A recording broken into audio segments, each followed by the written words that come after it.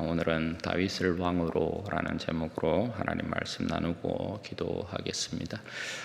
이 나라 대한민국이 민주공화국이 되기까지는 참으로 많은 사람들의 생명이 희생되고 피 흘림이 있었습니다. 작금의 시기에는 지금의 정권이 이 나라의 민주주의 역사를 몇십 년 뒤로 후퇴시켰다라는 소리가 들립니다. 세상 나라의 역사는 흥망성쇠의 역사입니다. 무능하고 무지하고 어리석고 미련한 암군들, 혼군들, 폭군들이 등장하기 때문입니다. 따라서 어떤 나라든 영원함이 없이 어떤 때에 곧 쇠하고 망함으로 역사의 뒤안길로 사라지는 것을 봅니다. 그러나 하나님의 나라와 역사는 그렇지 않습니다. 하나님의 나라와 역사는 뒤로 후퇴하는 법이 없습니다. 하나님의 나라와 역사는 영원한 지혜의 통치자이신 하나님께서 주관함이어서 때로는 그 나라가 암울해 보이고 때로는 그 나라에 소망이 없어 보이기도 하고 때로는 그 나라가 망하는 것 같지만 하나님의 나라는 그 목표를 향해서 끊임없이 전진하는 것을 보게 됩니다. 오늘 본문의 내용도 그런 것입니다. 하나님께서 왕정 체제로 이스라엘을 전환시키고 초대 왕으로 사울을 세웠지 않습니까? 그런데 사울은 암군이고 혼군이고 폭군으로 변해버립니다. 하나님께서 자신을 세웠음을 까맣게 잊어먹고 자신의 나라, 자신의 왕국을 세워서 자신이 왕이 되려 했습니다. 따라서 그는 하나님의 후회를 불러온 인생이 되었고 하나님으로부터 버림받게 되는 지경에 이르게 되었습니다. 이로 인해서 하나님의 나라는 출발부터가 위기에 놓인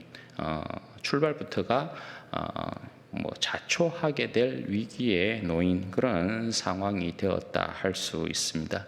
그런데 하나님은 실패하지 않으시죠. 사울을 왕위에서 폐위시키고 사울을 버리신 하나님께서 사실 인간에 대한 깊은 배신, 배반 그리고 슬픔과 절망을 가지시고 이것들은 안 되겠다라고 생각하시면서 인간을 통한 하나님의 역사를 포기하실 수도 있으시죠. 그러나 하나님께서 포기하지 않으시고 그 자신의 신실하심과 열심을 가지시고 새로운 역사의 장을 펼치십니다. 그의 나라와 역사를 이루시기 위해 새로운 왕을 지목하여 세우시는 것을 오늘 말씀을 통해 우리는 확인을 하게 되고 하나님의 나라와 역사를 진행시키는 것을 보게 됩니다.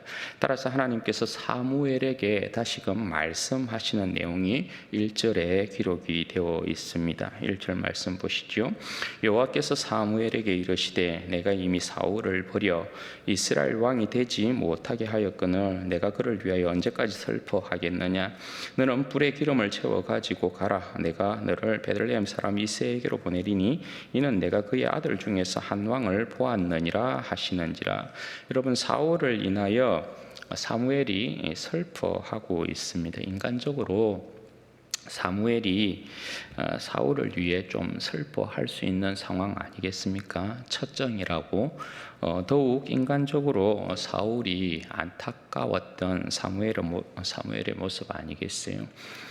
그런데 우리가 알아야 할 것은 하나님께서 버린 것에 대한 미련, 하나님께서 아니라고 한 것에 대한 집착, 하나님의 뜻과 상관없이 내 마음에 품고 가지는 것이 하나님의 책망을 불러올 수 있다 하는 것입니다.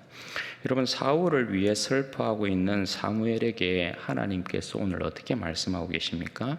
1절에 여러분 다시 보시면 내가 이미 사울을 버려서 이스라엘의 왕이 되지 못하게 하였는데 네가 언제까지 그것을 가지고 슬퍼하겠느냐, 그렇게 말씀을 하고 있습니다.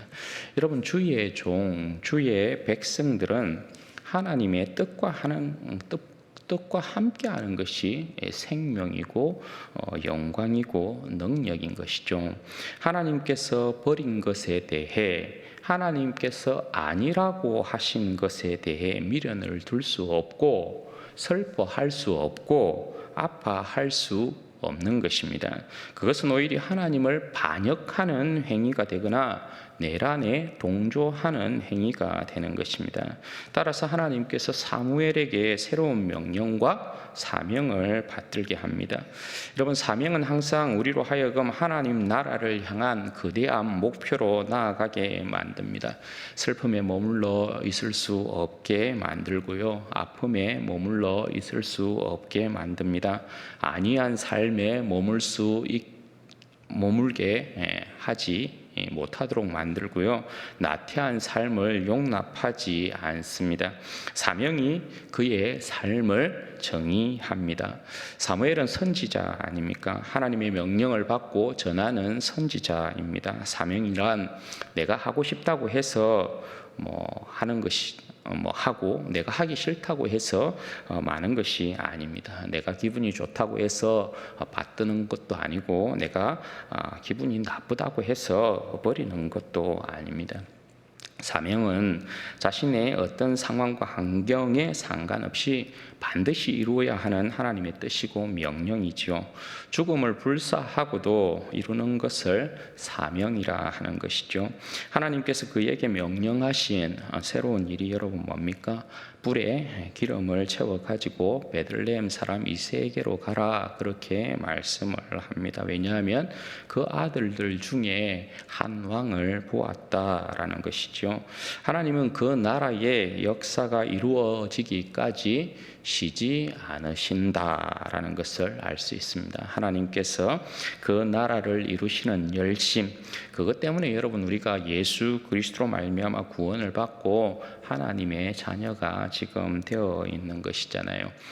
그런데 사무엘이 하나님의 말씀을 듣고 보니까 겁이 덜컥 났습니다.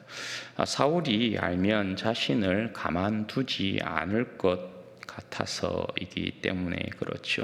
당시 여러분 사울의 상황을 보면 당연히 사무엘을 이 상황 가운데 내버려 두지 않겠죠. 자신의 왕국을 세우는 일에 있어서 혈안이 되어 있는 사울의 모습이잖아요. 그런데 자기가 아닌 다른 왕을 세우러 사무엘이 베들레헴으로 간답디다 이렇게 하면 사울이 여러분 사무엘을 가만 놔두겠습니까?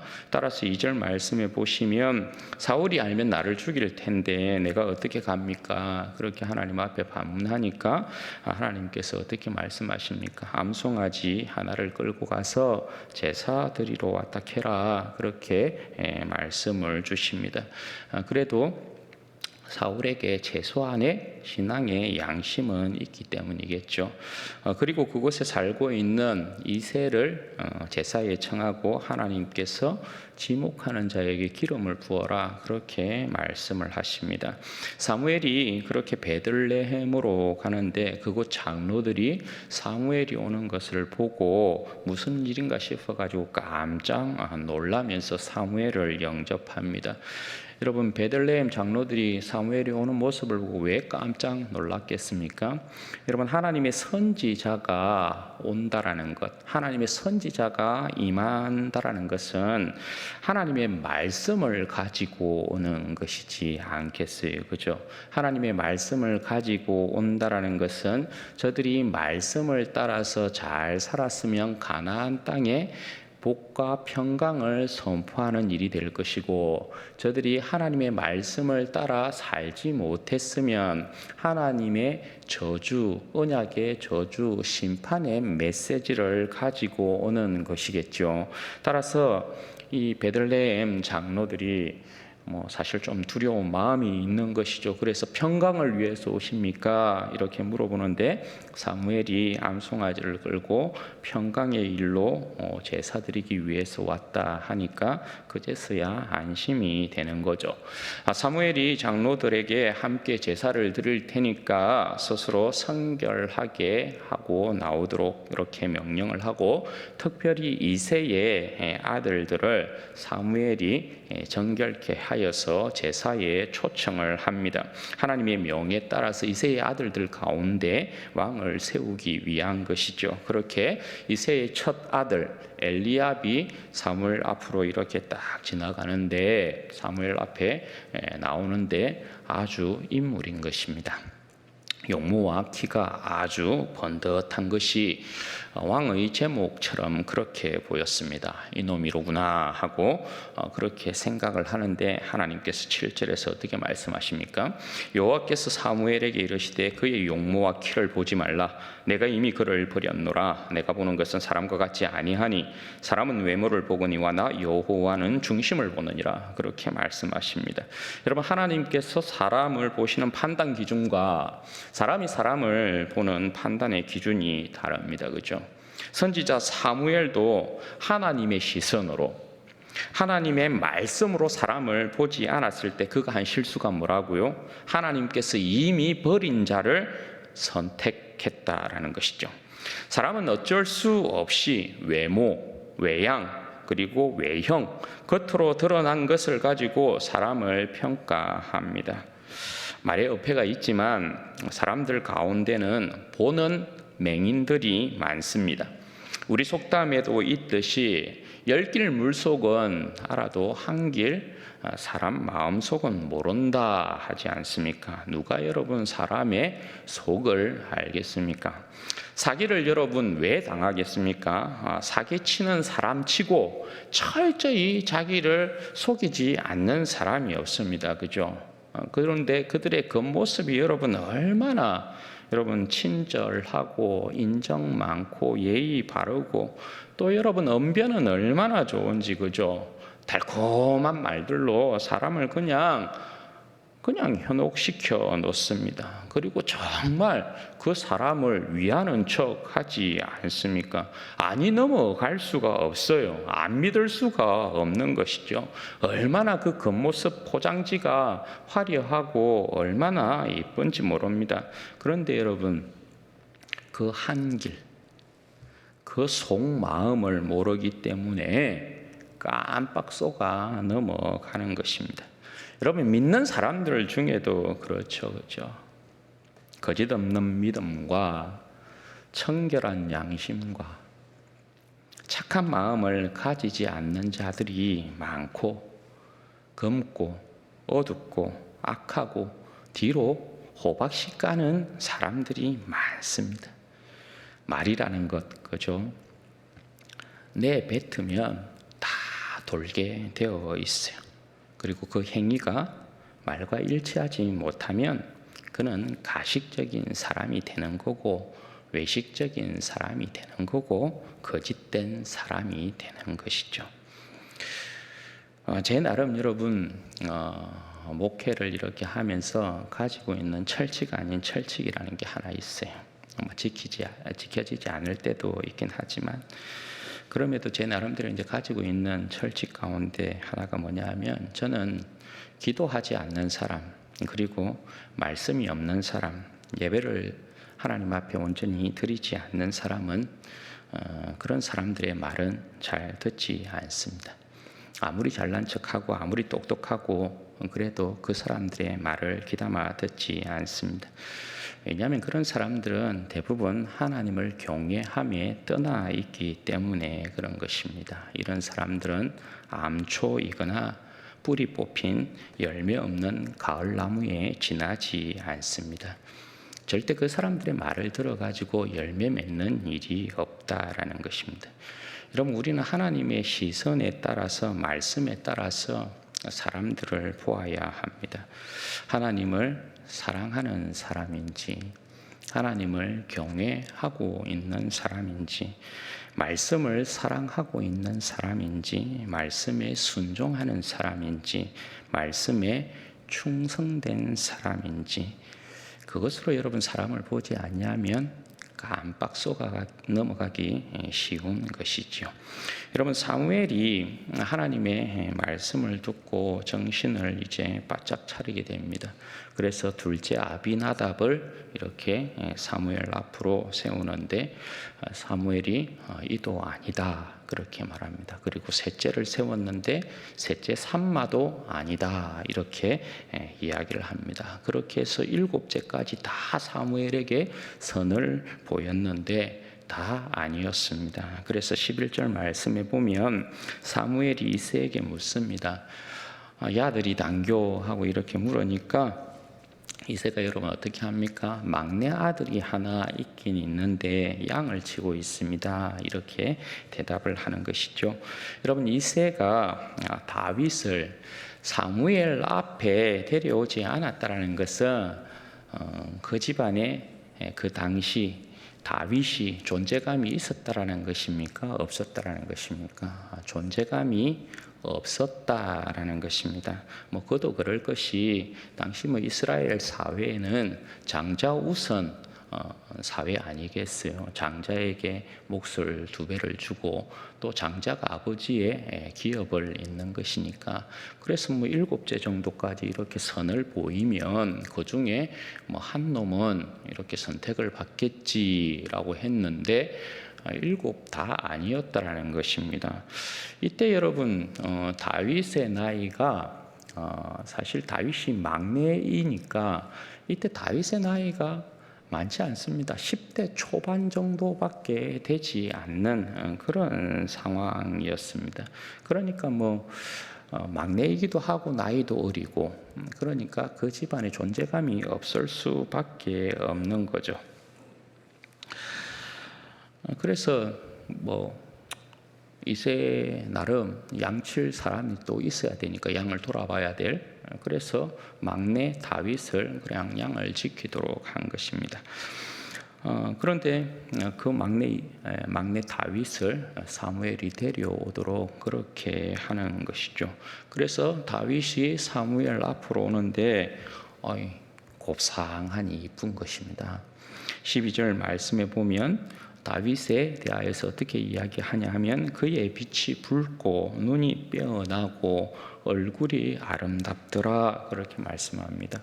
용모와 키를 보지 말라고 하셨는데 다윗의 용모에 대해서 기록을 하고 있습니다. 그런데 여러분, 이 말씀은 하나님께서 다윗의 용모를 보셨다라는 것이 아니라 중심을 보시는 하나님께서 그의 마음에 합한 자가 다윗이었는데 그 다윗의 모습이 어땠다라는 것이에요? 하나님 보시기에 아름다웠다라고 말씀하는 것입니다. 여기에 보면 여러분, 이 다윗의 용모에 대해서 아름답다 이렇게 이제 표현하는데, 이 단어가 토브라는 단어이거든요. 여러분 많이 들어보셨죠? 이 단어는 어디에 사용되었어요?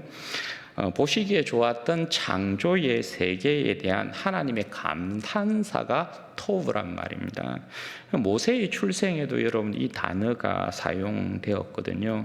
그러니까 이 말씀은 사무엘 앞에 선 다윗이 겉과 속이 다른 이가 아니라 그 중심과 그 모습이 하나님 보시기에 좋았다 이렇게 말씀하고 있는 거예요. 골리앗 앞에 섰던 다윗의 고백에서도 여러분 우리가 이 대목을 확인할 수 있잖아요. 다윗은 그 어린 나이에 양을 치고 있음에도 불구하고 아빠는 나만 미워해 하고 이렇게 원망했던 것이 아니고 자기에게 주어진 일을 하나님을 경외함으로 그 일들을 감당했다고요. 따라서 여러분, 다윗의 고백에 곰이나 사자가 양의 새끼를 물고 갔을 때 어떻게 했다고요? 그 짐승을 따라가서 그 입 속에서부터 입을 찢고 양의 새끼를 건져냈단 말입니다. 그때 여러분 다윗이 어떻게 고백을 하냐면 하나님께서 자신을 사자의 발톱과 곰의 발톱에서 건져내었습니다. 이렇게 고백을 한다고요. 이게 여러분 다윗의 아름다움인 것이에요. 다윗은 철저하게 그 어렸을 때부터 하나님을 경외함 가운데 있었던 사람이 바로 다윗이었다라는 거예요. 그러니까 여러분, 이 모습을 보면 사울과 완전히 다르지 않습니까? 사울은 지금 그 중심에서부터 철저히 하나님을 외면함으로 버림을 받고 있지만, 다윗은 그 중심에서부터 철저히 자신을 하나님께 의지하고 있는 모습이죠. 하나님께서 다윗을 이스라엘 왕으로 지목하심으로 사무엘이 그 어린 다윗에게 기름을 붓습니다. 그리고 그날부터 다윗은 주의 영에 크게 감동이 되면서 왕의 직무를 감당하는 사람으로 서게 됩니다. 사랑하는 여러분, 오늘 본문 말씀 가운데서 여러분들은 하나님의 열심을 여러분 보십니까? 이새의 아들들 가운데서 양을 치는 다윗을 여러분 사울의 뒤를 이어서 이스라엘의 왕이 되게 하신 모습에서 하나님의 신실하심과 그 열심을 보느냐 말입니다. 이스라엘을 뒤지고 뒤져서 베들레헴이라는 그곳, 그리고 그 이새의 아들들 가운데 가장 나이 어린 다윗을 여러분 하나님께서 찾아내셨어요. 그 다윗이라는 녀석을 보니까 이 녀석이 나이 어림에도 불구하고 철저히 하나님을 의지하고 하나님을 경외하고 있는 모습이 하나님이 보시기에 얼마나 마음이 흡족하셨던지, 그 어린 다윗을 하나님 나라의 왕으로 선택하고 계시단 말입니다. 그리고 그 하나님의 신실하심과 열심의 절정이 여러분 뭡니까?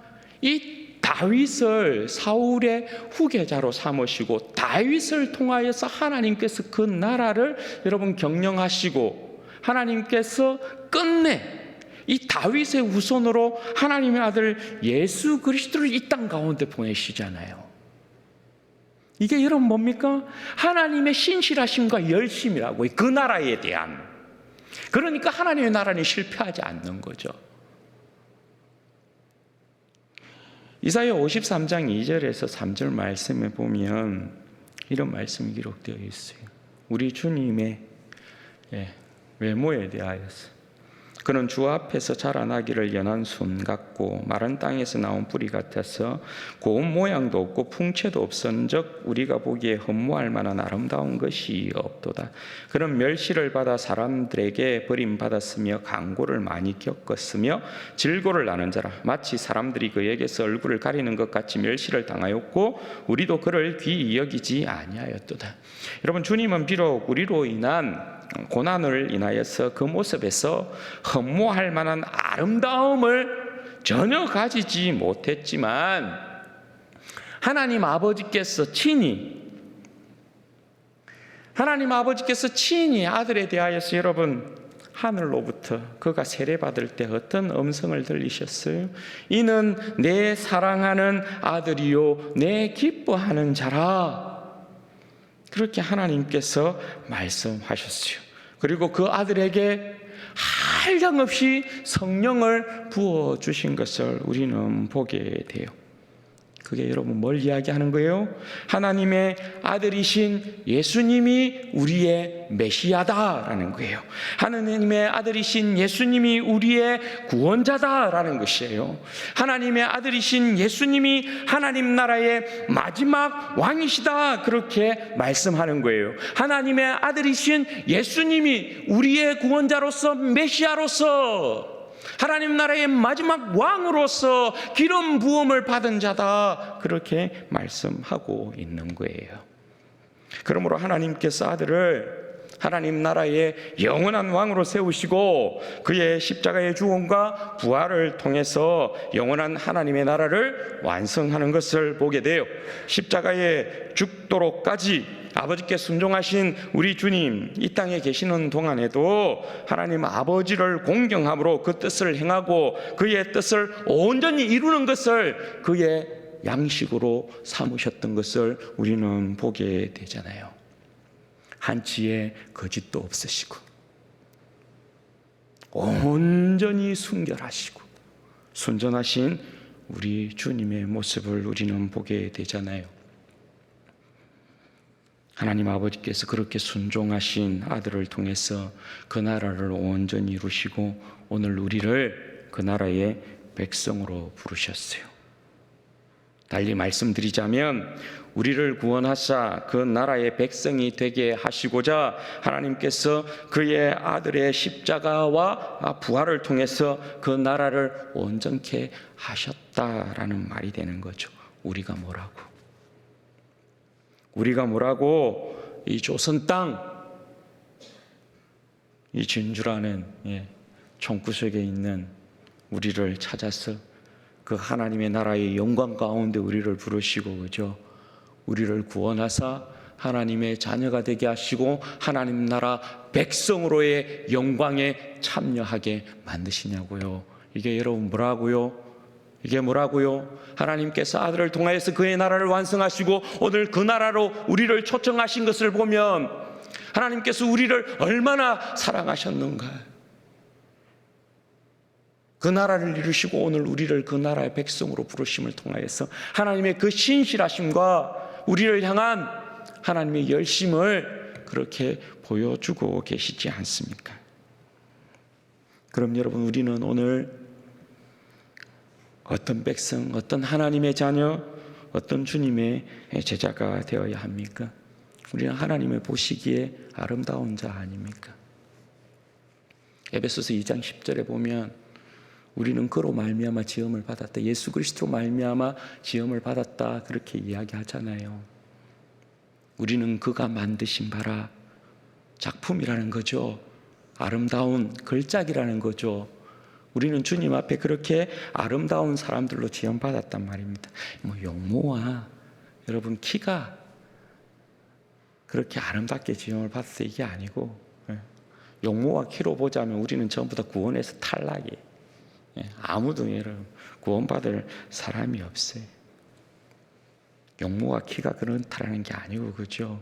우리가 가지고 있는 지혜와 지식이 여러분 특출나서 잘나서 그렇다라는 게 아니고요. 우리가 가지고 있는 부귀와 영화가 커서 그렇다라는 것이 여러분 아니죠. 힘과 능력이 여러분 많아서가 여러분 아니라고요.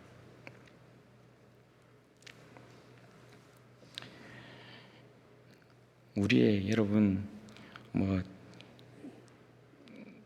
외적인 모습들이 하나님 보시기에 아름다운 그런 사람이 아니고 예수 그리스도 안에서 지음을 받은 백성이기 때문에, 예수 그리스도의 사람이기 때문에, 주님께서 그 자신의 피로 우리를 구원하셨기 때문에 우리가 하나님 앞에서 아름다운 사람이란 말입니다.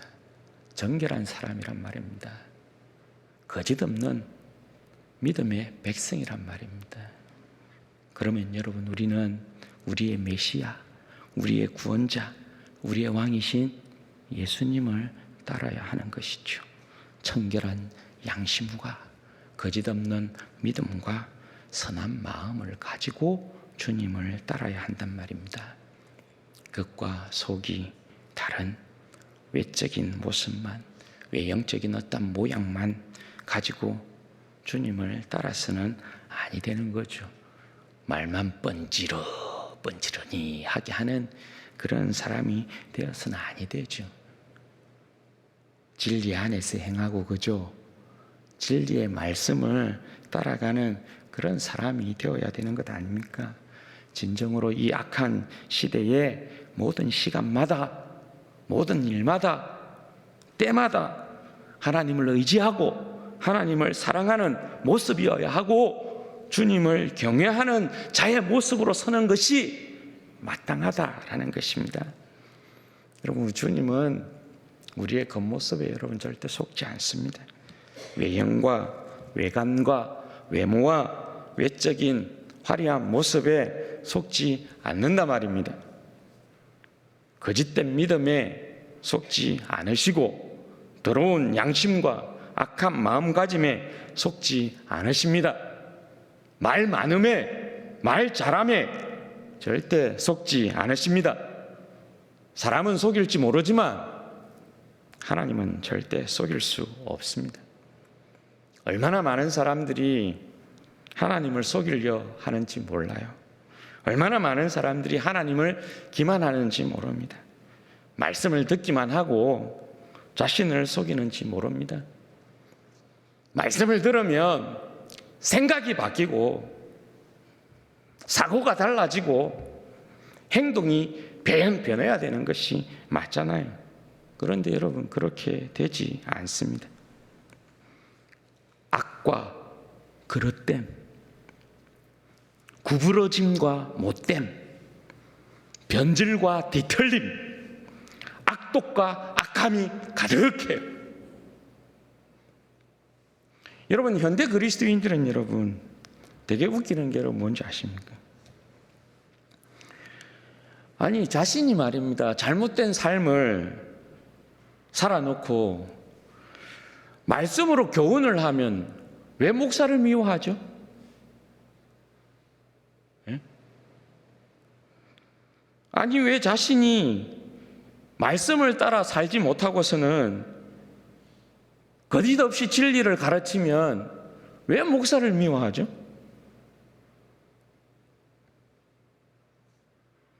아니, 왜 자신이 말씀을 그릇되이 배우고 잘못되이 배우고 잘못 해석하면서 목사가 진리를 가르치면 왜 목사를 여러분 미워하죠? 왜 그러죠? 그게 여러분 하나님을 경외하는 모습이에요. 아니, 우리는 다들, 목사도 그렇고 여러분들도 그렇고 다들 우리는 하나님의 진리의 말씀을 따르고 하나님을 경외하는 자들로 서는 사람들 아닙니까? 그러면 말씀이 무엇을 이야기하는지 그 말씀에 귀 기울이고 그 말씀을 따라 어떻게 하나님을 경외하고 우리 주 예수 그리스도를 섬기며 따라야 되는지에 대한 부분을 고민해야 되잖아요. 말씀이 그렇다 하면 우리의 못된 부분을 고쳐야죠. 말씀이 그렇다 하면 우리의 못된 생각을 바꿔야 되죠. 잘못된 생각을 여러분 바꿔야 되죠. 말씀을 여러분 잡아야 되죠. 그게 하나님을 경외하는 자잖아요. 그래야 여러분 우리의 겉과 속이 다르지 않는 모습이 되는 거잖아요.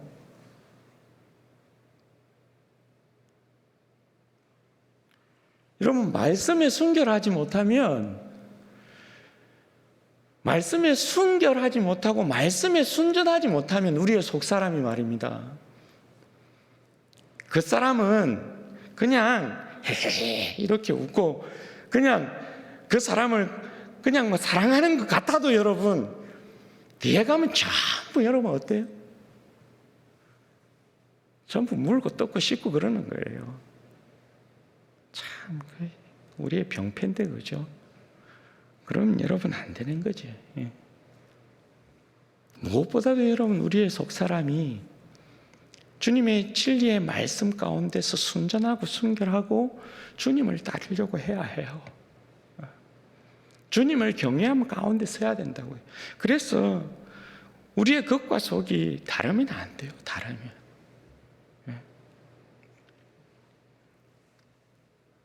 우리는 다 예수 그리스도의 지원받은 백성이에요. 예수 그리스도의 지원받아서 보시기에 심히 좋았더라. 그렇게 여러분 주님께서 우리를 그렇게 보고 계신단 말이에요. 마지막 시대 여러분, 그런 우리에게 주님께서 그의 성령을 그저 우리에게 부어서 우리로 하여금 하나님의 역사에 수종들게 하셨잖아요. 하나님의 역사에 여러분 동행하게 하셨잖아요. 우리를 주님의 왕 같은 제사장들로 그렇게 세웠잖아요. 여러분, 그러므로 우리는 신실한 믿음으로 우리 주 예수 그리스도를 따라야 하고 주님께서 우리에게 주신 사명을 여러분 감당하는 사람들이 되어야 하는 것입니다. 여러분, 바라기는 우리 사랑하는 모든 성도들이 하나님의 그 신실하심과 열심으로 그 나라의 영광으로 구원받은 나인 줄 알고 하나님의 그 지극한 사랑이 예수 그리스도의 십자가로 말미암아 나에게 여러분 임한 줄로 알고, 내가 또 예수 그리스도 안에서 주님 앞에서 정말 선하고 아름다운 백성으로 여러분 창조된 줄로 알고, 성령의 능력을 여러분 쫓아서 끝까지 주님께서 우리에게 주신 사명을 이루심으로 주님 앞에서 설 때 잘했다 칭찬받는 우리 모두가 되기를 주님의 이름으로 축원드립니다. 아멘. 이 시간에 한번 같이 기도하십시다. 여러분 이 시간에 기도할 때 그렇게 기도하면 좋겠습니다. 여러분 우리는 예수 그리스도로 말미암아 지음을 받은 백성입니다. 예수 그리스도로 말미암아 지음을 받고 구원을 받았다라는 것은 하나님의 신실하심과 하나님의 열심이 하나님의 그 영광스러운 나라에 있어서 우리가 그 하나님의 영광을 여러분 보는 자들이고 그 영광을 누리는 자로 부름을 받았다라는 것이거든요.